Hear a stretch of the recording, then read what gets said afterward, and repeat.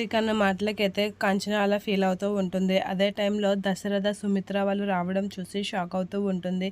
ఇక దశరథ, సుమిత్ర వాళ్ళు గడప ముందు నిల్చొని అలా చూస్తూ ఉంటారు. అది చూసి ఒకసారిగా ఆనందపడుతూ కార్తీక్ చూసావా అని చెప్పేసి అయితే అంటూ ఉంటుంది. ఇక కార్తీక్ అయితే అలా చూస్తూ షాక్ అవుతూ ఉంటాడు. ఇక సుమిత్ర, దశరథ వాళ్ళైతే గడప ముందు చూస్తూ ఉంటారు, పిలుస్తారా లేదా అని నవ్వుతూ ఉంటారు.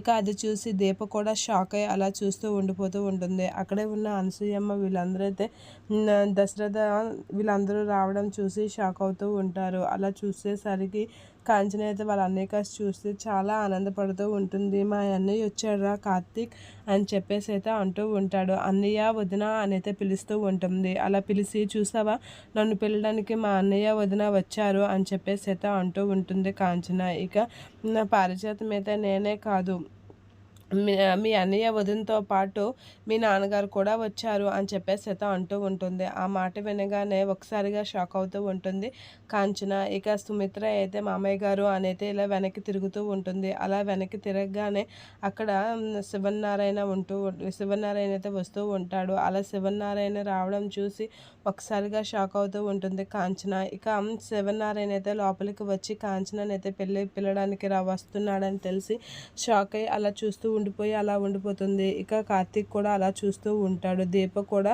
అలా చూస్తూ ఉంటుంది. ఇక కాంచన అయితే చాలా హ్యాపీగా ఫీల్ అవుతూ ఉంటుంది.